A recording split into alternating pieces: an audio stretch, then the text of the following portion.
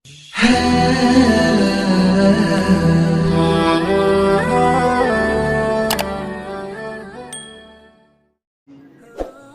يتول الله ورسوله والذين آمنوا فإن حزب الله هم الغالبون.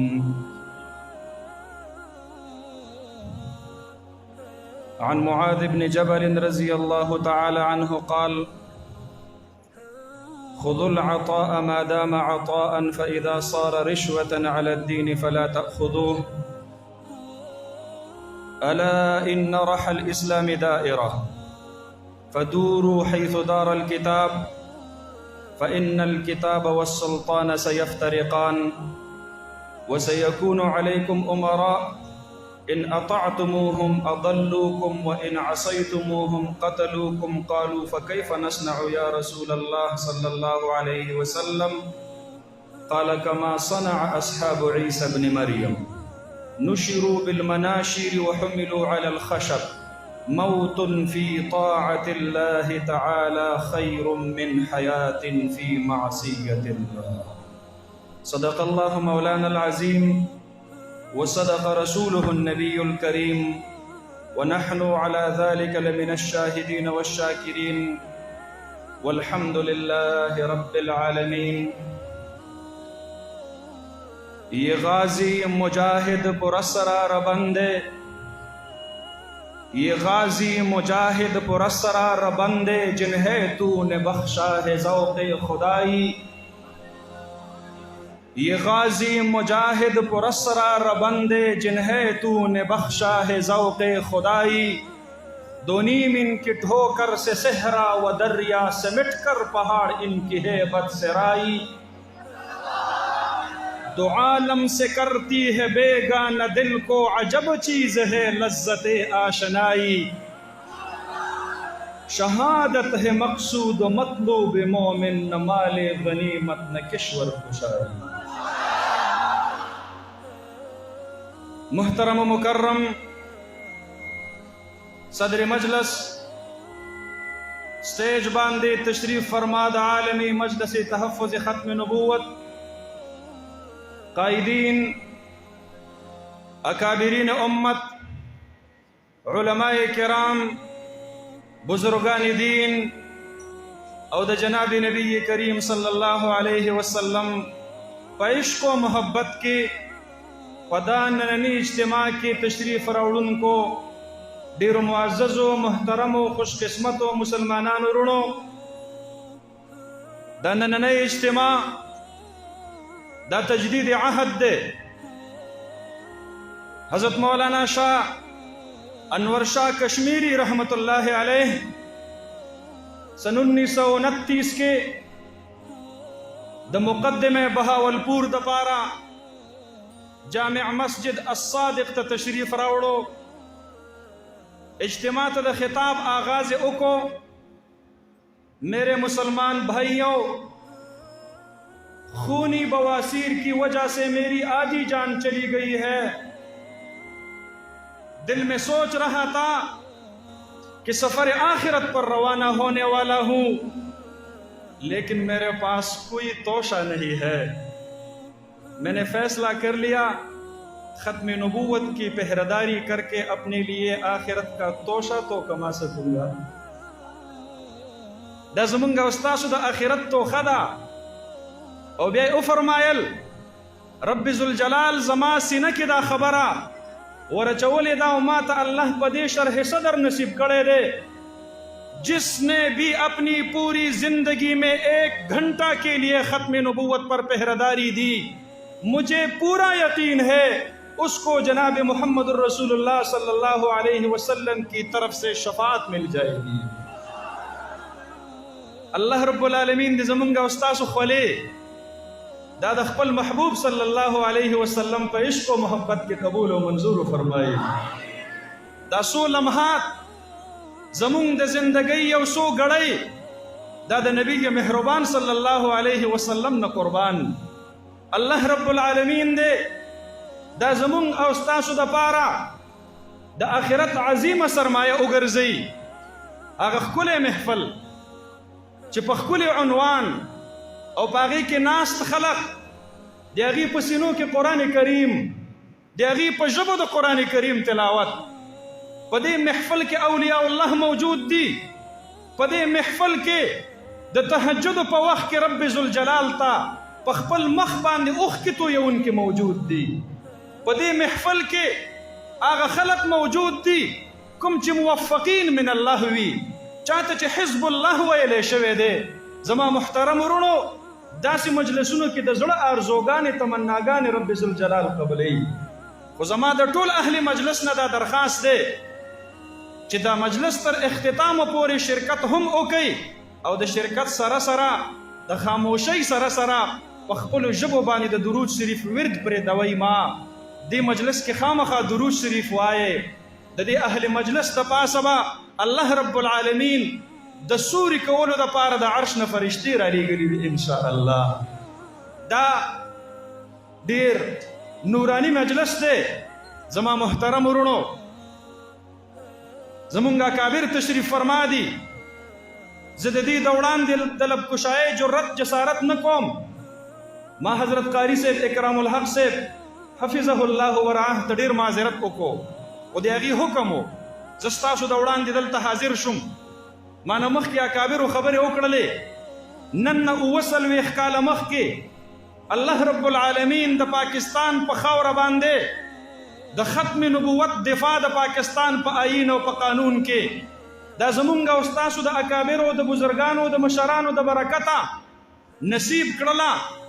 نن مونږ د دې خپل مجلس نه هغې شاه عطاءالله شاه بخاري رحمت الله علیه روح ته پیغام لیږو، کوم چې څه وخت کې ډېر زیات خفه شو. قادیانیت ډېر په زور او شور سره و. هندوستان متحده و، د فرنګیانو حکومت و. د فرنګي ټوله مشینري د قادیانیت په پشت باندې ولاړه وه. نو ډېر د درد دل نه وفرمایل ردت الله ابا بکر لها. فتنه قادیانیت د ارتداد په شکل کې هغه خورېږي. کاش چې په امت کې څوک ابوبکر صدیق پیدا وی، د دې مخنیوی یې کړی وی.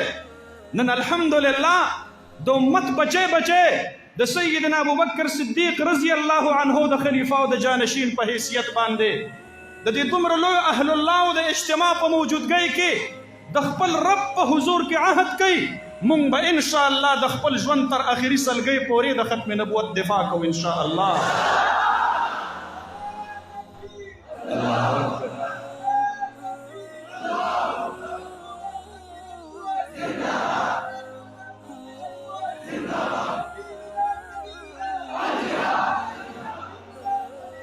الله رب العالمین دې مونږ او تاسو ته د حرمین شریفین دیدار بار بار نصیب فرمایي.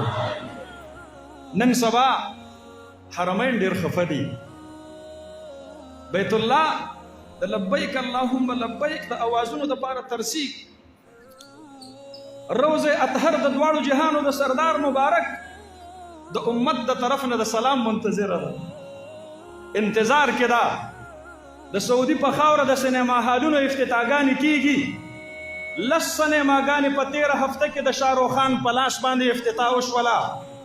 کو پابندي ده نو هغه پابندي هغه صرف د حرم پاک دپاره ده، هغه صرف د مدینې طیبې دپاره ده. نو چې کله مدینې طیبې ته مو الله بوزي او روضې مبارکې ته مخامخ شئ نو د جنګلو نه بهر پستنو باندې یو 2 شعرونه لیکلي دي. یا خیر من دفنت فی الترب اعظمه فطاب من طیبهن القاع والأکم. ای هغه عظیم هستی د چا جسد اطهر چې په خاورو کې دفن دی او د هغې د خوشبو د وجې نه الله رب العالمین د کائناتو دننه او بهر ټول معطر کړی دی. نفس الفداء لقبر انت ساکنه فيه العفاف وفيه الجود والكرم. حضرت مولانا انور شاه کشمیری رحمت الله علیه به فرمایل چې بېشکه د قرآن کریم خدمت کول، دا حدیث مبارکه او د جناب محمد رسول الله صلی الله علیه وسلم مبارک خدمت کول دا د دین اعلی خدمات دي. خدا د دواړو جهانو د سردار مبارک د اقوالو د افعالو د اعمالو خدمت کول دي او د ختم نبوت خدمت کول دا د دواړو جهانو د سردار مبارک د ذات خدمت کول دي. الله رب العالمین دې مجلس کې ناستو خلقو ته د ګنبد خضرا د پهردارۍ توفیق نصیب کړی دی. ټول وای الحمدلله. مونږ او تاسو د دواړو جهانو د سردار مبارک د هغې په ذات اطهر باندې چوکیداري او پهرداري کوو. کوم غشه چې د قادیانیت د طرف نه راځي زمونږ سینې ورته حاضرې دي. انشاء الله ګنبد خضرا ته به نه رسیږي، انشاء الله مدینې طیبې ته به نه رسیږي. نن په امت کې هغه جذبه پکار ده کومه جذبه چې په غزوه احد کې حضرت صاحب ابن ربیع رضی الله عنه هغې ښودلې وه چې د دواړو جهانو سردار مبارک پوښتنه وکړله این سعد، سعد چرته دی؟ ژوندو کې نشته دی. ابی ابن کعب رضی الله عنه تشریف ووړو او شهدا یې ولټول، اواز یې وکړو سعد چرته دی؟ عجیب رسول الله صلی الله علیه وسلم د دواړو جهانو سردار مبارک دی غواړي کو ژوندی یې. سعد رضی الله عنه د زنکدن د سلګو په آخري لمحاتو کې جواب ورکو زه دایم زه د دنیا نه رخصتېږم، زما سلام ور ورسوه د دواړو جهانو سردار مبارک ته. او بیا ورته ووایه الله رب العالمین دې د انبیاء کرام علیهم الصلوات والتسلیمات په ټولګي کې تعالی اعلی مقام درکړي. او بیا ورته وفرمایل ابی ابن کعب انصارو ته زما د طرف نه پیغام ورسوه چې سعد دا ویلی و چې تر کوم وخته پورې په تاسو کې یو سترګه غړېدونکې وي خبردار چې د نبی مهربان صلی الله علیه وسلم مبارک په جسم زخم را نشي چرته. زما د ژوند اخري وصیت هغوی ته ور ورسوه. نن په امت کې د حضرت ابو طلحه انصاري رضی الله عنه جذبه پکار ده. څوک چې د دواړو جهانو د سردار مبارک د حفاظت او د پهردارۍ لپاره د کفارو غشو ته مخې ته ولاړ و او په ډال باندې غشي منع کول، ډال تېنه لاندې ورتاو شو، لاس یې ورته مخې ته کړلو، 52 غشي په لاسو کې لاړل، لاس یې شل شو لاندې را پرېوتلو. چا ورته آواز وکړو ډال دې راوچت کا.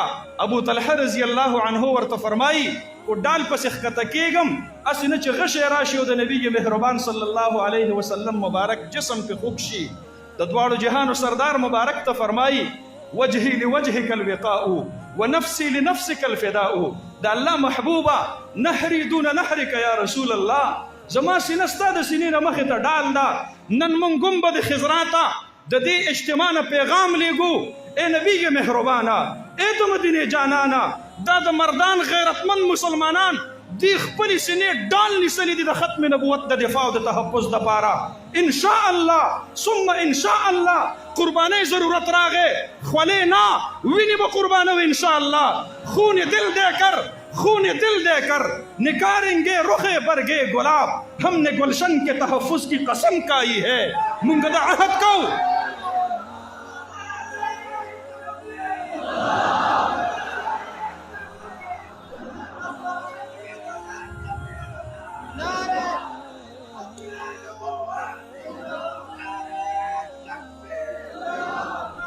الحمدلله دا جنگ مخکې زمونږ اکابرو کړی دی، دا مونږ ته په وراثت کې پاتې دی. دا جنگ به مونږ کوو انشاء الله. علمی میدان کې به د قادیانیت مقابله کوو انشاء الله. سیاسی میدان کې به د قادیانیت مقابله کوو انشاء الله.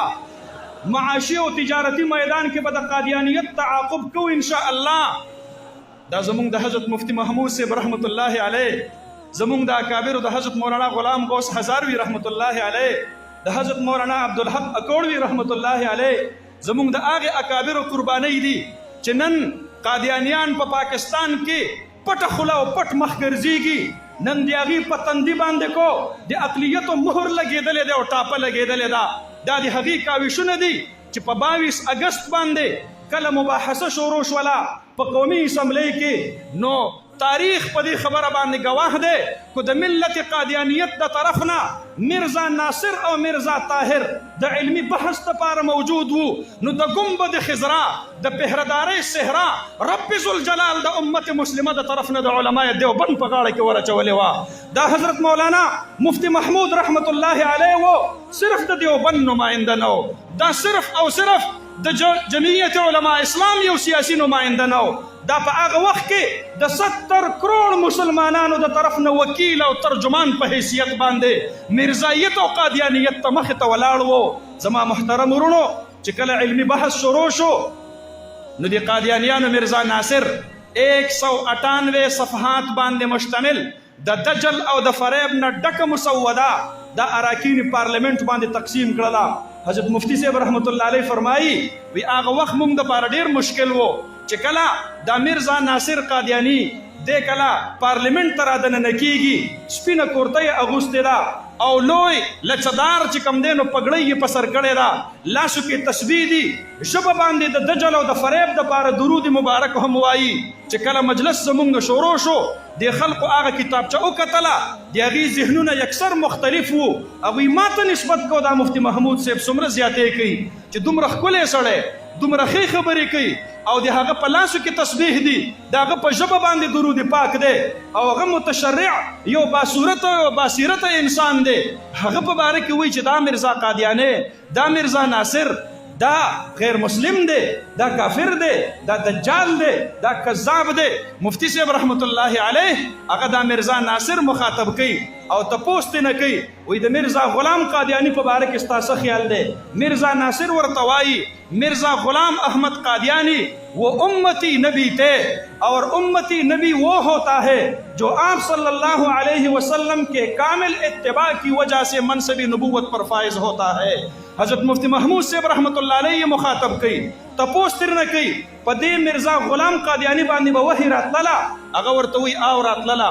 مفتی محمود صاحب رحمت الله علیه ترنه تپوس کوي په دغې وحی کې د خطای او د غلطۍ څه امکان او څه احتمال و. مرزا ناصر قادیانی ورته وایي په دې کې د غلطۍ اس امکان او اس احتمال نه و. زما محترم ورونو مفتی محمود صاحب رحمت الله علیه ترنه تپوس کوي وایي دا راته ووایه چې آیا د کامل اتباع د وجې نه سیدنا ابوبکر صدیق صاحب دغه مقام ته رسېدلی و؟ مرزا ناصر ورته وایي نه و رسېدلی. مفتی محمود صاحب رحمت الله علیه ترنه تپوس کوي سیدنا عمر سیدنا عثمان سیدنا علی رضوان الله تعالی علیهم اجمعین تابعین تبع التابعین سلف الصالحین کې یو کس دغه منصب ته رسېدلی و دی ورته وایي نه و رسېدلی. مفتی محمود صاحب رحمت الله علیه ترنه بیا تپوس کوي وی آیا د مرزا غلام قادیانی نه وروسته به څوک مقام ته ور ورسیږي؟ مرزا ناصر قادیانی ورته جواب ورکړي وی بیا هم نشي رسېدلی. مفتی محمود صاحب رحمت الله علیه ورته فرمایي بس خبره خلاصه شوله مونږ وایو خاتم النبیین دا جناب محمد رسول الله صلی الله علیه وسلم دی او تاسو وایي چې خاتم النبیین العیاذ بالله ثم العیاذ بالله مرزا غلام قادیانی دجال دی. زما محترم ورونو مفتی محمود صاحب رحمت الله علیه ورته بیا وی مرزا غلام قادیانی هغه لیکلی دی چې څوک په ما باندې ایمان نه راوړي خواہ اس تک میرا نام بھی نہیں پہنچا ہو وہ دائرہ اسلام سے خارج ہے. 172 اراکین پارلیمنٹ یو بل ته ګوري چې مونږ خو مرزا غلام قادیانی ته پیغمبر نه وایو نو بیا مونږ غیر مسلم یو. نو هغه ورته وایي مرزا ناصر وی د اسلام د کامل دایرې نه خارج دی. مفتی صاحب رحمت الله علیه ورته فرمایي دي لیکلي دي چې دا سړی کافر هم دی. مرزا ناصر قادیانی تعویل کوي وی هغه وړوکی کفر امام بخاری صاحب چې کوم ذکر کړی دی باب ما جاء فی کفر دون کفر امام مفتی محمود صاحب رحمت الله علیه ورته فرمایي چې هغه وړوکی کفر هغه خو د خروج عن الایمان سبب نه ګرځېږي. مفتی صاحب رحمت الله علیه ورته فرمایي لیکلي دي پکا کافر ہے. هغه ورته وایي او په دې خپل وړوکي کفر کې دا پوخ دی. مفتی صاحب رحمت الله علیه ورته بیا وایي ده خو لیکلي دي چې دا جهنمی دی. مفتی محمود صاحب رحمت الله علیه چې کله دا دلیل ورته وایي هغه ورته وایي مرزا ناصر قادیانی او سلک وخت دپاره به د مرزا غلام قادیانی نبی نه منلو د وجې نه جهنم ته خامخا ځي. او بیا ورته وایي چې دا مرزا غلام قادیانی دا فنافر رسول و او دا عین محمد صلی الله علیه وسلم جوړ شوی و العیاذ بالله. امت کې دا درجه او مرتبه بل چاته نشي ملاوېدلی. مفتی محمود صاحب رحمت الله علیه ترنه بیا تپوس کوي وایي ده خو لیکلي دي چې مسلمانوں میں سے اہل مودت اور محبت مجھ پر ایمان لاتے ہیں. مسلمانانو کې چې کوم اهل مودت او محبت دي هغه په ما باندې ایمان راوړي او څوک چې په ما باندې ایمان نه راوړي فهم ذریة البغایا دا د کنجرو ښځو اولاد دی. مفتی صاحب رحمت الله علیه چې کله دا اقتباس د مرزا غلام قادیانی د کتاب نه د حوالې سمیت پیش کو نو ټول اراکین پارلیمنٹ هغه راوچت شو یو بل ته کتل اول راته غیر مسلم وي بیا راته د اسلام نه خارج کافر وي بیا راته جهنمی وي اوس راته وایي چې ما نبی نه منئ نو تاسو د کنجرو اولاد یئ. چې کله مرزا ناصر د اراکین پارلمنت د هغې په تاثراتو باندې پوه شو نو په دې خبرې کې د تأویل دپاره جواب ورکو دا بغایا دلته په معنا د بدکارو سره نه دی دا په معنا د نافرمانو سره دی مفتی محمود صاحب رحمت الله علیه ورله علمي جواب ورکوي وما كانت امک بغیه هغه ورته وایي هغه بغیه راغلی دی اقتباس کې دلته بغایا راغلی دی مفتی محمود صاحب رحمت الله علیه ورته فرمایي بغیه او بغایا کې صرف د مفرد او د جمع ترمنځ فرق دی معنا کې هیڅ قسم فرق نشته دی او بیا بغایا ورته د حدیثو په حواله باندې د ترمذي شریف روایت را نقل کی د ترجمه الباب چې هغې کې فرمایي البغایا اللاتي ينكحن انفسهن بغیر بینه چې کله مفتی محمود صاحب رحمت الله علیه دا دلیل پیش کوي مرزا ناصر قادیانی خاموش کیږي مفتی محمود صاحب رحمت الله علیه جلال کې راځي فرمایي ټول ملت قادیانیت ته چیلنج ورکومه چې ماته د بغایا معنا هغه د دغه بدکارو زناکارو کنجرو نه علاوه په بل کې وښایي هغه چیلنج هغه مرزا ناصر قادیانی د هغې مخې ته سر ټیټی کیږي الله رب العالمین په هغه وخت کې 172 رکنی پارلمنٹ ټول په ټوله په دې خبره باندې متفق کوي او مطمئن کوي چې ختم نبوت زموږ د ایمان او د عقیدې مسله ده قرارداد پیش کیږي لکه څنګه چې حضرت مولانا الله وسایع صاحب حفظه الله وفرمایل زما محترم ورونو د آئین پاکستان په آرټیکل 106 کې په هغې کې ترمیم کیږي او په هغې کې د ترمیم دپاره چونکې لیکل شوي دي د مخکې نه چې دلته به د پنجاب د اسمبلی نه 3 اقلیتي ممبران پارلمنت ته ځي او دلته به د سند نه 2 اقلیتي ممبران ځي او د کې پی کې او د بلوچستان نه به یو ممبر ځي د اقلیتو د هغې فهرست یې ورکړی دی هندو دی پکې عیسائی دی پکې پارسي دی پکې او په هغې کې شیډول کاسټ او اچوت دی پکې مفتی محمود صاحب رحمت الله علیه د هغه وخت وزیر قانون عبدالحفیظ پیرزاده اټارنی جنرل اف پاکستان یحیی بختیار وزیر اعظم پاکستان ذوالفقار علی بھٹو مرحوم هغې ته وایي چې په آرټیکل 106 کې به ترمیم کوئ او 8 نمبر غیر مسلم اقلیت به پکې مرزا غلام احمد قادیانی او د هغه متبعین لیکئ هغه وخت کې ابوی دې خبرې ته نه تیاریږي زما محترم ورونو هغې ورته وایي وی د اقلیتو په لیست کې د شاملولو ضرورت نشته دی مفتی صاحب رحمت الله علیه ورته وایي دا 15 اقلیتونه پکې لیکلي دي هغې ورله جواب ورکوي وی دا 15 اقلیتونه موږ د هغې په مطالبه باندې پکې شامل کړي دي مفتی صاحب رحمت الله علیه ورته فرمایي دا خو زمونږ فراخ دلی ده چې قادیانیانو مطالبه نه ده کړې او د هغې باوجود ورته مونږه د اقلیتو دا حقوق دا ورته ورکول غواړو بیا زما محترم ورونو مفتی محمود صاحب رحمت الله علیه هغه ورته وایي چې په دې کې به مرزا غلام قادیانی اور اس کے متبعین دا به پکې لیکئ هغه طرف نه عبدالحفیظ پیرزاده ورته وایي وی آئین دا خو د کلیاتو مسوده وي په دې کې د شخصیاتو نمونه نه وي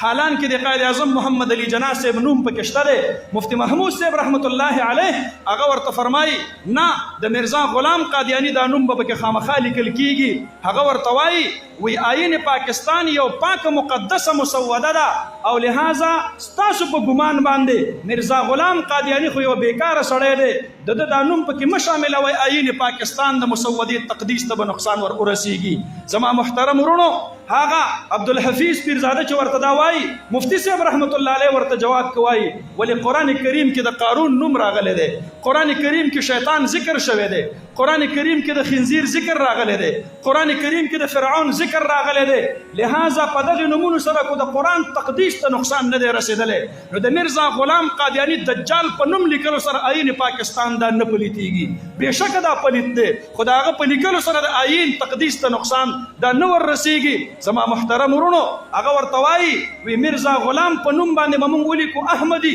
مفتی صاحب رحمت الله علیه یکدم د خپل ځای نه اوچتېږي او فرمایي ورته وہ مرزائی ہے وہ قادیانی ہے وہ لاہوری ہے وہ احمدی نہیں ہے احمدی محمدی ہم ہے مونږ احمدیان یو الحمدلله مونږ محمدیان یو ټول وایي الحمدلله د مفتی محمود صاحب رحمت الله علیه د دې دلیل نه وروستو هغه ورته وایي وی مونږ به ولیکو مرزا غلام قادیانی او بریکټ کې به ورسره مرزایي او لاهوري ګروپونه ور ولیکو مفتی محمود صاحب رحمت الله علیه ورته فرمایي بریکټ کې چې کوم څیز رابند شي هغه ثانوي حیثیت لري او مرزا غلام قادیانی په پاکستان کې د عالم کفر په صف کې په صف اول کې ولاړ دی دا ثانوي حیثیت نه لري زما محترم ورونو دا لویه علمي مباحثه وشوله اللہ رب العالمین خپل نصرت شامل حال کو آغا ترمیم منظور شو او آرٹیکل 106 کے دا اقلیت و لسٹ کے مرزا غلام قادیانی او داغا لاہوری و مرزائی گروپ دا پک شامل شو. نن کو دا پاکستان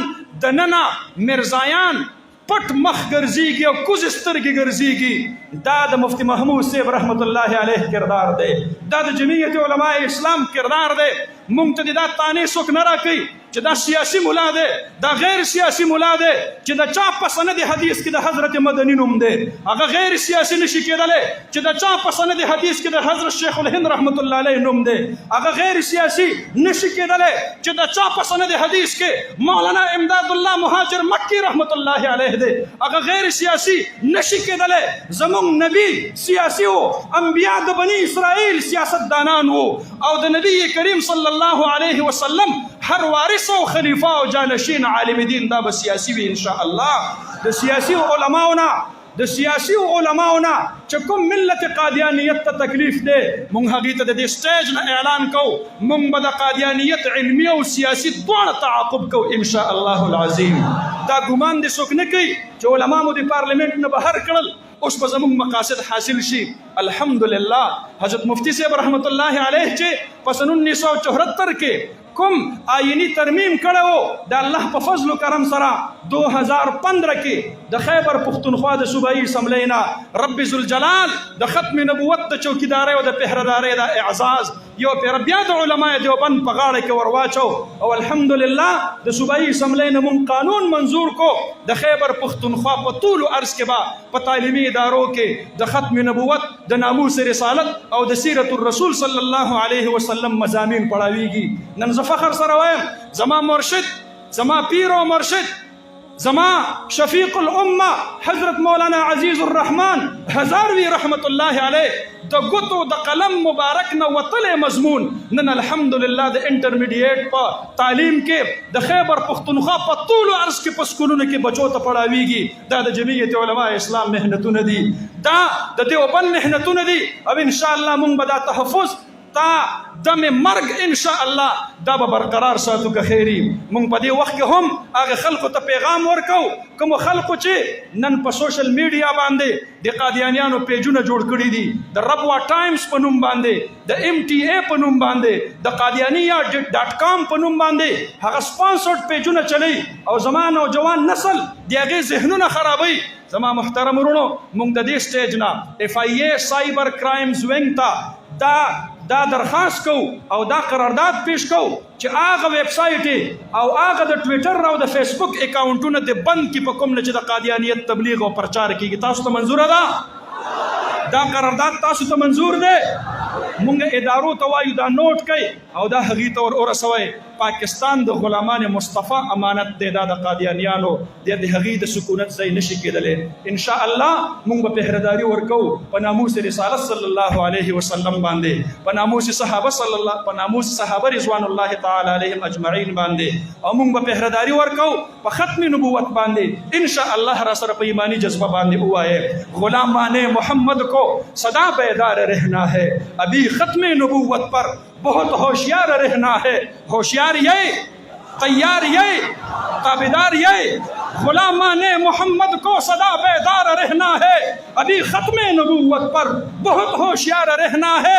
محاذ و مورچوں پہ جان نثاروں کو کھڑا رکھنا, سروں کی فصل کٹ جائے مگر پہرا کڑا رکھنا, ابھی ہے مارکے باقی ہمیں تیار رہنا ہے. غلامان محمد کو صدا بیدار رہنا ہے, فقط ختم نبوت سے مسلمانی سلامت ہے, وگرنہ اے مسلمانوں قیامت ہی قیامت ہے.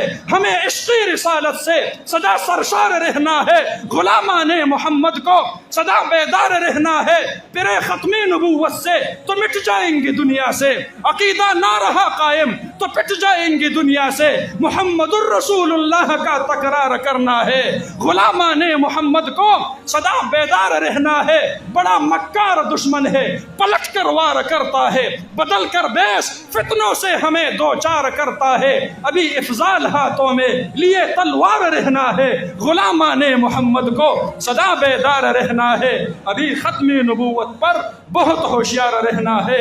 اقول قولی ھذا استغفر اللہ لی ولکم ولسائر المسلمین.